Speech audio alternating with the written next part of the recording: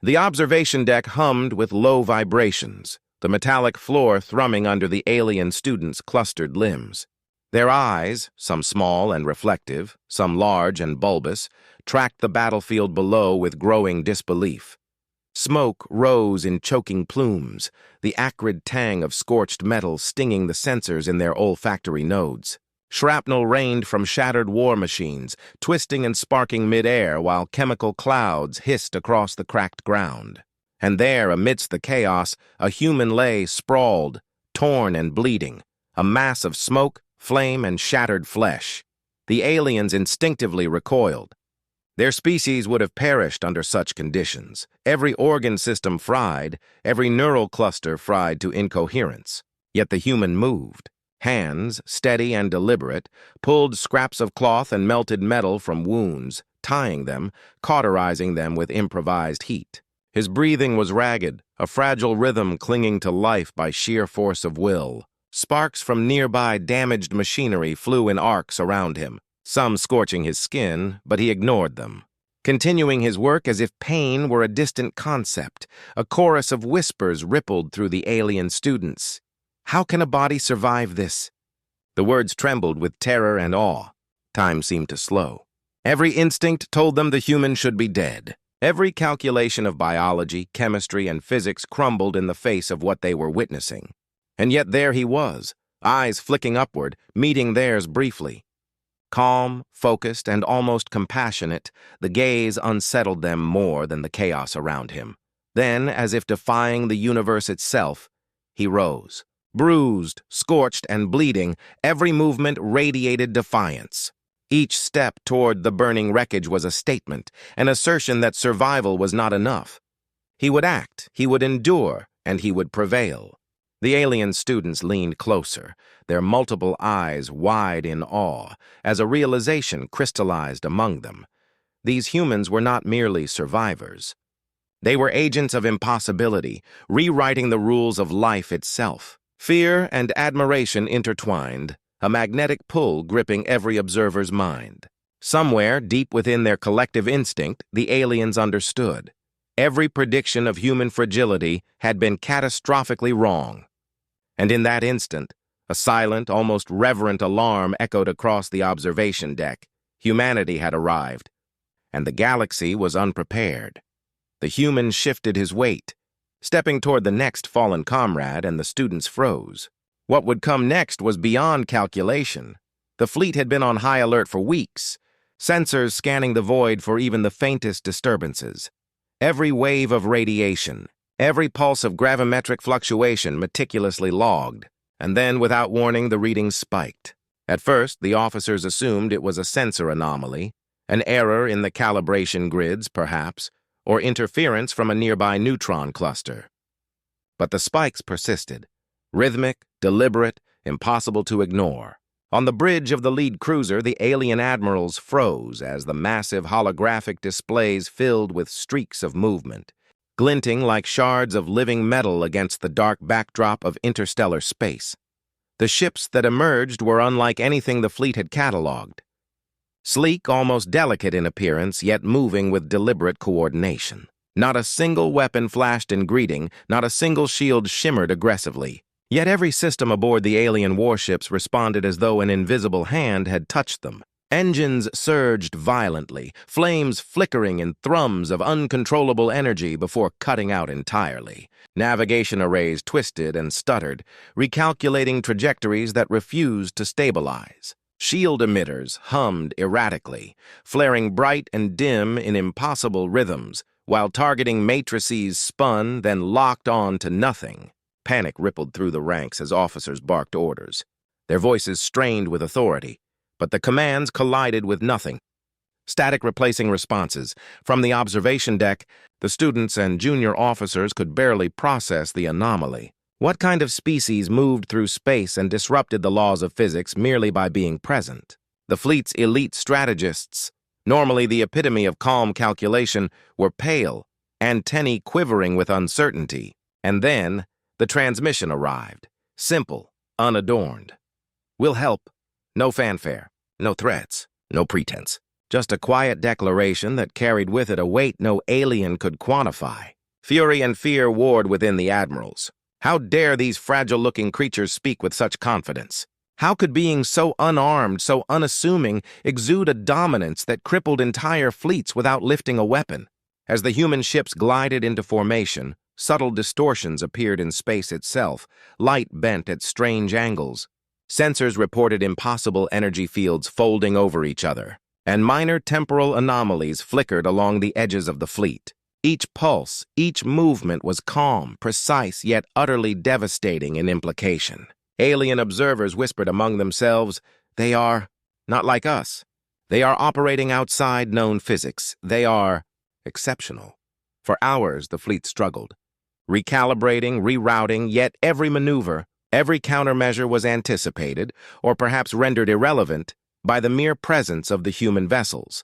The humans had not fired a single shot, and yet the balance of power had shifted, silently, irrevocably, and in the midst of the chaos, every officer aboard every ship, from the lowest cadet to the highest admiral, felt the same sinking realization. These humans were not merely different. They were a force the galaxy had not been prepared to confront. Something beyond understanding, beyond fear, had arrived, and no one knew what would happen next. The transmission repeated, calm and steady, almost compassionate in tone. "We'll help." And in that moment, as sensors failed and algorithms collapsed, the fleet knew the universe itself had changed. The first contact was not a meeting. It was a reckoning. The shuttle pierced the planet's atmosphere, its hull groaning against winds that could shred metal like tissue. Below sprawled the Deathworld, a living nightmare of boiling acid rivers, jagged cliffs that split the sky, and storms that hissed in tones almost musical yet deadly. The alien students clutched the railings of the observation deck, eyes widening as the humans disembarked. Their armor glinted in muted sunlight, adaptive and patched, yet somehow intact despite the violent environment. Every movement radiated confidence. Every step they took seemed choreographed with the chaos around them, as though the storm itself bent in respect or fear. The first test came immediately. Acid rain fell in cascading sheets, sizzling against the human suits, eating away at the terrain beneath. A massive boulder, loosened by a seismic tremor, crashed from the cliff above. The students gasped. No alien life form could survive that. And yet, the human leaped, twisting mid-air, landing on the molten rock below as if gravity had momentarily forgotten him. A laugh, a bright, unbroken sound, escaped his lips. The student's multiple eyes blinked in disbelief. The human's companions followed suit, improvising grappling hooks from their tools, sliding down acid-streaked rock faces into rivers that boiled and hissed, yet emerged unscathed, smiling, almost reveling in the threat. Predators emerged from shadowed crevices, creatures that could have decimated any conventional species in seconds, but the humans engaged with ingenuity, not brute force. One improvised a trap, ensnaring a predator mid-leap and redirecting it into a fissure that erupted in smoke and flame. Another hacked her armor systems on the fly, reinforcing shielding where sensors warned of imminent danger. The students' hearts raced, internal circuits firing in chaotic patterns as they attempted to record every impossible feat. Every instinct screamed that death was inevitable here, yet death never arrived. Hours stretched into a full planetary cycle. Yet the humans moved like extensions of the world itself, adapting, surviving, even laughing. By the day's end, the alien instructors, veterans of hundreds of hostile planets, were silent. They had witnessed evolution and ingenuity intertwined in ways their species could not replicate. A human mind and body functioned as a single entity of extreme adaptability, unpredictable and unstoppable. They were more than strong.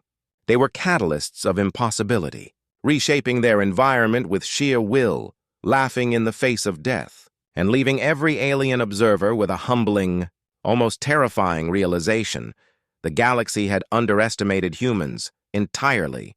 The final sight was unforgettable, humans standing atop a cliff as molten rivers hissed below, their laughter carried by acidic winds, while predators and storms alike seemed to pause, uncertain. In that moment, the alien students understood that survival was not the limit. They were witnessing a species that rewrote the rules of life itself. And the planet, violent and merciless, had failed to claim even one of them. The shuttle lifted, the students' eyes wide, their minds alight with a mixture of fear, awe, and a gnawing question. What else could these humans endure? The Zeralon field stretched across the void like a scar, a sector infamous for its lethal terrain and a history soaked in blood.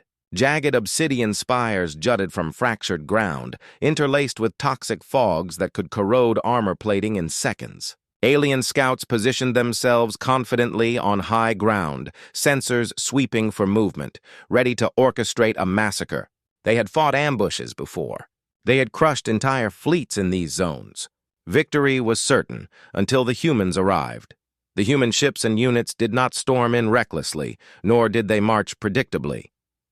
They moved like dancers in a deadly choreography, weaving between ambush points with uncanny precision. Sensors that predicted linear movements were confounded as humans paused, split, and rejoined in fluid formations that seemed to anticipate the aliens' calculations before they even formed. In moments, they had deployed traps and decoys, manipulating terrain, debris, and mist with a creativity that no alien manual could contain. Then the first volley struck. Energy blasts arced through the dense fog, tearing through rock and air, yet the humans were gone. One moment a squad stood in the open, the next they had vanished, leaving only displaced debris and echoes of laughter in the mist. They reappeared at the perfect angles, flanking, striking, dismantling. Alien officers screamed, their multi-limbed forms trembling with disbelief as their fleets and units were systematically neutralized, not through raw firepower, but through cunning, improvisation, and adaptive strategy that seemed almost instinctual. One human, mid-battle, commandeered an enemy drone with deft precision. Screws, circuits, and plasma interfaces twisted under intuitive manipulation, and in a heartbeat, the drone turned against its own fleet, sowing chaos and panic. Alien formations faltered, algorithms overloaded by the unpredictability. Every tactic, every contingency plan collapsed in the wake of the humans' fluid, relentless improvisation. The battle unfolded like a storm. The humans anticipated, adapted, and exploited the environment with creativity that defied logic. Even natural hazards, the toxic fog, jagged terrain, seismic tremors, were used as tools. Each human movement was precise yet adaptive, instinct and intellect fused into a weapon that no alien mind could fully comprehend. Observers aboard distant cruisers and observation decks alike felt a helpless awe. Every failed tactic against the humans intensified fear. Every counteraction by the humans showcased a mastery beyond alien expectation. In mere minutes, what should have been a one-sided ambush transformed into a decisive, almost theatrical victory for the humans. Alien commanders convened urgently in stunned silence, their voices tremulous as they recounted the impossible. Humans had used ambushes against themselves, had turned terrain, fog, and enemy tech into extensions of their will, and had survived assaults that should have annihilated them instantly. The alien scouts, junior officers, and students recorded every detail, their eyes wide with terror and admiration. Questions, long buried beneath assumptions of superiority, surfaced with the force of revelation. How do they anticipate? How do they endure? How do they turn death into triumph so effortlessly? And above it all, the humans regrouped, smiling faintly, tending to minor injuries, checking equipment as if the battle had been merely a training exercise. For the aliens, the message was clear. The Zeralon fields had not tested the humans. The humans had tested the galaxy, and passed with a performance that would haunt every strategy meeting, every tactical projection, and every calculation for generations to come. A ripple of fear passed through the observation decks. If this was only one skirmish, one ambush, then the true potential of humans remained unseen and infinitely more terrifying. From the silent expanse of orbit, the aliens watched, sensors and eyes strained to comprehend what unfolded below. Battlefields scorched by energy and fire stretched endlessly, littered with the debris of warships and shattered armor. Yet amid the chaos, the humans moved with a singular clarity, not merely surviving, but creating meaning where none had existed. It was not their technology, nor their weaponry, that defined them. It was purpose, a core of unyielding intent that radiated outward, touching everything they encountered. The alien observers' sensors recorded every anomaly. Soldiers, bloodied and exhausted, knelt beside fallen comrades, risking their lives to extract them from lethal fire. Each act of courage was deliberate, precise, and selfless, a force that defied probability. In the midst of impossible odds, humans created hope, igniting sparks in allies who had long since resigned themselves to defeat. The aliens had never conceived of a species that could, through sheer will and intent, alter the morale of every faction they touched. Fractured alien alliances, enemies by every metric of logic, paused to aid one another when humans were present. High above a shattered city, a human leader addressed a desperate crowd. Their voice, though unamplified by technology, carried with clarity, filled not with arrogance but conviction. The aliens felt the vibrations, the currents of influence that radiated like gravitational waves through the assembly. Words mattered not because of hierarchical authority, but because humans embodied ideals, courage, empathy, resilience, made tangible through action. Entire alien units shivered in awe. They were unprepared for this, creatures of strategy and rigid calculation, yet here was proof that raw determination could bend reality. Across the battlefield, acts of ingenuity and bravery multiplied. Humans repaired equipment under fire, rerouted energy flows to save allies, improvised defenses from rubble and ruin. Every act challenged the aliens' understanding of power. Survival alone was insufficient. Humans reshaped the very environment, transformed despair into action, turned hopelessness into strategy. The alien students and commanders, observing in stunned silence, felt a gnawing truth take root. Humans were not to be underestimated. They were catalysts, agents whose presence inspired, whose intent galvanized entire systems, whose courage created ripples that redefined the rules of engagement. These creatures did not merely endure, they transformed the universe itself, weaving possibility from impossibility. And as the humans marched onward, aiding, protecting, leading with relentless purpose, the aliens collectively understood. This species did not fight for territory, for conquest, or for glory. They fought because to fight was to create meaning, to impose order upon chaos, and to awaken potential in every being, friend and foe alike. The revelation left the observers in awe and terror. Power was no longer measured in fleets or weapons, but in the unyielding heart of the human spirit. A hush fell over the observation deck. The aliens realized that whatever came next in the galaxy, the humans would not merely participate, they would redefine it entirely. From orbit, the aliens had a clear view of the unfolding confrontation. The superweapon, a leviathan of cold metal and raw energy, loomed in the void like a predator at the apex of galactic design. Its size dwarfed the human fleet, its armaments capable of annihilating entire star systems in a single volley. Alien admirals, their exoskeletal limbs tapping rapidly against command consoles, were confident in the inevitability of victory. Every calculation, every prediction, every contingency plan had pointed to one outcome. The humans would be obliterated before their fleet could mount a meaningful defense. And yet, the humans did not falter. As the first waves of energy cascaded toward the armada, the human ships dispersed, not randomly, but with coordinated precision that defied algorithmic logic.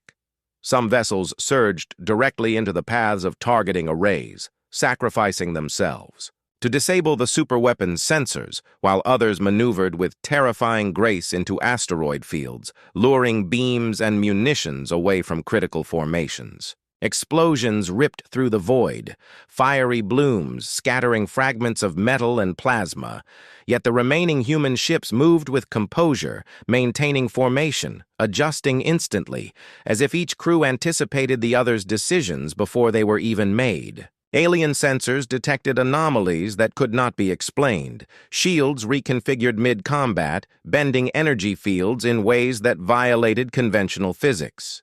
Weapons fired, redirected mid-flight to intercept threats, turning the superweapon's own attacks against its structure. Entire formations twisted through space, spinning and folding with a synchronicity that suggested a singular, unified consciousness. Yet each ship acted independently, improvising in real time with a mastery beyond comprehension. The alien commanders barked orders, recalculated targeting, attempted counter-strategies, but nothing worked. Every prediction failed, every algorithm collapsed. Observers aboard distant cruisers were nearly paralyzed with disbelief. How could creatures so seemingly fragile, so unarmed against overwhelming power, operate with such ingenuity? Their eyes scanned the battlefield as humans turned death into opportunity, chaos into orchestration. They adapted instantly, exploiting the environment, the superweapon's own vulnerabilities, even the relativistic distortions in space-time, to their advantage. Every move was precise yet unpredictable, calculated yet instinctive, a combination of intellect, intuition, and sheer audacity. Minutes became an eternity. The superweapon, the pinnacle of alien engineering and destructive capacity, was neutralized not through force alone, but through improvisation, cunning, and the relentless adaptability of the human spirit. By the end, the human fleet had sustained only minor scratches. By every metric, they should have been annihilated. Alien commanders stared at the wreckage, their minds struggling to reconcile reality with projection. These creatures had redefined the calculus of warfare. The aftermath was both terrifying and humbling. The galaxy, as measured by alien standards of power, had been upended. Humans had taken the impossible and turned it into triumph. The observation decks were silent, multiple eyes reflecting the battlefield in wide-eyed awe. Recordings, telemetry, and sensor logs would later be analyzed for decades, yet even seasoned. Tacticians admitted they could not fully explain what had occurred. The humans had turned certain death into victory, and in doing so, had forced every species across light years to reconsider what strength, strategy, and power truly meant. The superweapon, now a twisted husk of molten metal and shattered energy conduits, drifted silently through the void. Humans regrouped calmly, attending to repairs, tending to minor injuries, coordinating as if nothing catastrophic had occurred. Their discipline, their cohesion, and their audacity left the alien observers with a singular, chilling realization. These creatures did not merely survive against the impossible, they thrived, and the universe itself would have to bend around their presence. From orbit, the alien fleets recoiled, uncertain how to respond to a species that redefined not only survival, but mastery of the battlefield, ingenuity under fire, and the very concept of victory. Every projection, every strategic doctrine, every precedent of warfare had been shattered in a matter of hours. The galaxy would never be the same, and in the silence of space, observers whispered among themselves, voices trembling, "If this is what humans do when cornered, what can they achieve when unleashed?" The void lay silent after the storm. The debris of battle drifted slowly through star systems, remnants of shattered ships glinting like dying stars against the darkness. Alien fleets, once confident in their dominion, now hovered in stunned uncertainty. Sensor arrays scanned again and again, attempting to catalog the human force's extraordinary feats, but each analysis returned the same confounding result. Humans had triumphed where annihilation was certain, had orchestrated survival from impossible odds, and had done so without malice, with precision, ingenuity, and an almost serene efficiency. In command chambers across countless civilizations, alien leaders convened, their forms rigid, exoskeletal limbs twitching with suppressed fear. Strategists and tacticians pored over records, holograms of battlefields, projecting the impossible movements of human units. How can one species bend probability so thoroughly? murmured a high-ranking officer. "They are architects of fate," whispered another. The words almost a prayer, a recognition of power that transcended comprehension. Rumors, carried at near-light speed by communication networks, rippled through the galaxy. The Deathworlders are not merely survivors, they are a force the universe has never measured. Observation decks overflowed with students, scholars, and officers alike, eyes wide and antennae trembling. They replayed human tactics, minute by minute, recording every improvisation, every adaptive maneuver, every decision that defied logic. Humans had not only survived, they had created order amidst chaos, inspired allies to acts of bravery beyond their programming, and redefined what it meant to fight. Their presence had altered the very emotional and strategic currents of the galaxy. Down below, on devastated worlds and battle-scarred stations, the humans moved with calm efficiency. Wounded soldiers, both human and alien, received aid, transported with meticulous care and ingenuity. Entire communities, previously paralyzed by fear, began rebuilding under the humans' guidance. Craters were filled, energy conduits restored, communication networks rerouted. They worked not for recognition, nor for conquest, but because they understood that survival alone was meaningless, without creation, without purpose. Alien observers, watching from every angle, felt a mix of awe and fear unlike anything previously experienced. Across star systems, tales of human courage spread like wildfire. Species long constrained by protocol, logic, and rigid hierarchies found themselves inspired or terrified by the simple fact that a species could operate outside conventional limits, adapting instinctively to catastrophe and turning every disadvantage into advantage. Leaders and scholars debated for cycles how to integrate what they had observed, yet many admitted it was impossible. Humans had introduced variables that no alien calculation could fully account for. A shiver ran through observation decks, councils, and training rooms alike, a mixture of dread and admiration. These humans were living proof that the universe had limits only to be challenged, that biology, strategy, and courage could merge into something more than the sum of their parts.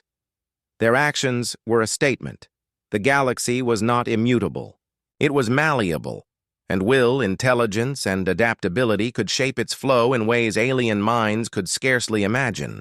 Some young alien students whispered in awe, "They are gods of survival." Others shivered at the implication. If humans were capable of this now, what could they accomplish next when fully unleashed? The galaxy had been irrevocably altered. Battles, alliances, strategies, even the very concepts of hope and courage would be measured against the standards set by humans. Across the stars, a profound truth crystallized in every observer's mind. Humans were not merely fighters. They were catalysts, architects of possibility, and proof that limits were illusions. As humans continued their work, silent, methodical, compassionate, yet relentless, alien observers could only watch, hearts pounding, circuits trembling, and minds racing to comprehend a species that had forever rewritten the definitions of survival, power, and hope. And somewhere in the dark expanse of space, across thousands of light years, every intelligent observer recognized the terrifying, awe-inspiring fact: humans were not just part of the galaxy. They were a force that would shape it, whether it wished to be shaped or not. The universe, long predictable and governed by hierarchy, calculation, and fear, had encountered an anomaly unlike any before. A species that could rise above the cosmos's darkest odds. A species that redefined what it meant to endure, to act, to create, and to inspire. And the galaxy would never again be the same. Centuries had passed, yet the echoes of humanity reverberated across star systems as clearly as if the events had occurred yesterday. Alien civilizations, once confident in their hierarchies and calculated strategies, now recounted tales of the Deathworlders as legends, stories imbued with awe, reverence, and a quiet, lingering fear. Across education halls and academies, from the bustling hive cities of the Ilrin to the crystalline spires of Thalkir, students were taught about humans, not merely as a species, but as a paradigm shift in understanding what life could achieve. They learned of battles where humans had defied annihilation, of strategies that reshaped entire conflicts, of acts of compassion that had united long-feuding factions, archives, meticulously maintained and replicated across civilizations, contained detailed recordings, fleets maneuvering with impossible precision, field medicine performed under conditions that should have obliterated life, diplomatic interactions that inspired reconciliation among sworn enemies. Scholars pored over these logs for decades, debating endlessly how a species so young, so fragile in appearance, could reshape the galaxy's understanding of survival, strategy, and morality. Every artifact, tools, technology, writings, reflected a mind that merged ingenuity, courage, and relentless determination. The physical strength of the species paled in comparison to the strength of their intellect, intuition, and spirit. Across countless worlds, humans became a benchmark, the standard against which other species measured themselves. Their victories, once terrifying, became instructional. Their failures, rare though they were, became cautionary tales. Alien leaders often reflected privately on the terror and admiration that humans had instilled, recognizing that the greatest weapon humanity wielded was not firepower, nor speed, nor even strategy. It was their indomitable will, their refusal to accept limits, and their ability to turn adversity into triumph. As new threats emerged, rogue fleets, collapsing stars, interstellar plagues, the stories of humans inspired hope and ingenuity in ways no algorithm could replicate. Entire civilizations recalibrated their approach to survival and warfare, asking themselves, if humans could achieve the impossible, why not us? Philosophers debated human decision-making, psychologists examined their resilience, and engineers attempted to emulate their improvisational ingenuity. Across every corner of the galaxy, humans became symbols, catalysts for thought, action, and aspiration. Historians, in quiet reflection, often considered the paradox of humanity, fragile, limited by biology and mortality, yet capable of achieving feats that made the strongest and most technologically advanced alien species seem rigid and predictable. The Deathworlders demonstrated that courage, innovation, and collaboration could surpass raw power, that ingenuity and determination could reshape civilizations. Entire generations of young aliens grew up striving to emulate the human's audacity, daring to challenge the boundaries of physics, strategy, and expectation. Even centuries later, in moments of stillness, alien observers recalled the shimmer of human fleets against impossible odds, the calm defiance in human eyes, the laughter echoing across death worlds that should have consumed them. They remembered how humans inspired allies and awed enemies, and how the galaxy itself had bent ever so slightly to accommodate their extraordinary presence, and so, across the stars, the Deathworlders remained eternal. Not merely a species, but a symbol, a reminder that hope could survive the void, that ingenuity could bend reality, and that resilience, the indomitable spirit of a species unwilling to surrender, could turn the tide even when the universe seemed poised to crush it. The galaxy would never forget them, and in every generation, the story of the humans persisted, whispered, studied, revered, and emulated, proof that life, no matter how fragile, could rise above the darkest odds and redefine possibility itself.